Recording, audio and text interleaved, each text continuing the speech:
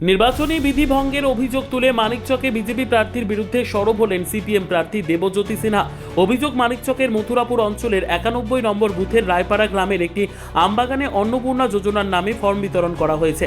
জানা গিয়েছে, ওই কর্মসূচিতে উপস্থিত ছিলেন বিজেপি প্রার্থী গৌরচন্দ্র মণ্ডলের স্ত্রী সহ দলের অন্যান্য নেতৃবৃন্দ। এই ঘটনাকে ঘিরে মানিকচক জুড়ে ব্যাপক চাঞ্চল্য ছড়িয়েছে।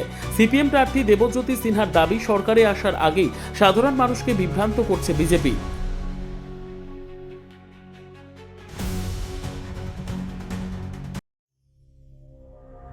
সংবাদটি নিবেদন করছেন স্বস্তিলোক উৎসব ভবন, গঙ্গারামপুর, দক্ষিণ দিনাজপুর।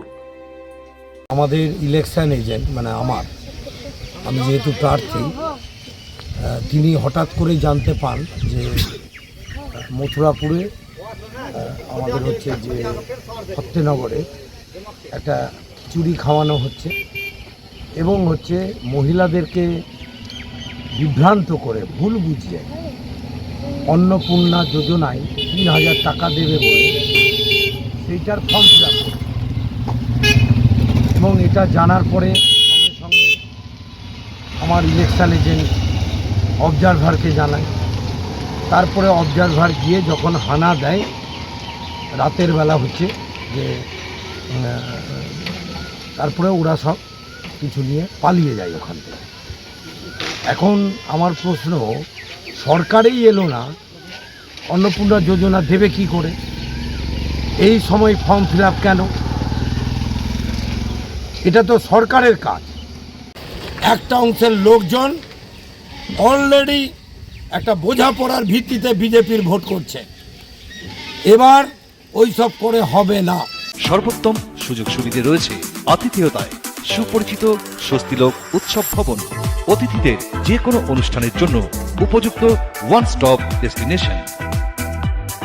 আমরা আপনার বিশেষ অনুষ্ঠানটিকে অবিস্মরণীয় করে তুলি।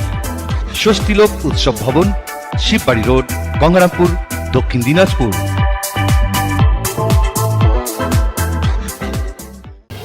দেখুন, সিপিএম যেটা অভিযোগ করেছে, সিপিএম নিজে মানুষকে সব দিন বিভ্রান্ত করে রেখেছিল বলে আজকে বাংলায় সিপিএমের কোনো অস্তিত্ব নাই।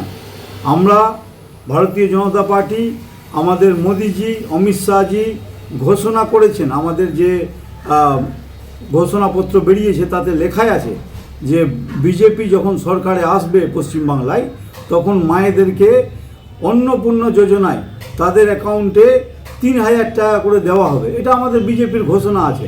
তো এই ঘোষণা আমাদের বিভিন্ন রকম প্রচার অভিযানে আমাদের চলছে। এই কালকে নাকি কোনো সেখানে মহিলারা এসেছিলেন, মহিলারাই ছিলেন। মহিলারা নিজেদের মধ্যে আলোচনা করেছিলেন যে বিজেপি আগামী দিনে কি করতে চাইছে, সুশাসন আনতে চাইছে, মহিলাদের সুরক্ষার জন্য বিজেপি লড়াই করছে, এই বিষয় নিয়ে আলোচনা হচ্ছিল। ব্যুরো রিপোর্ট, উত্তর বাংলা সংবাদ।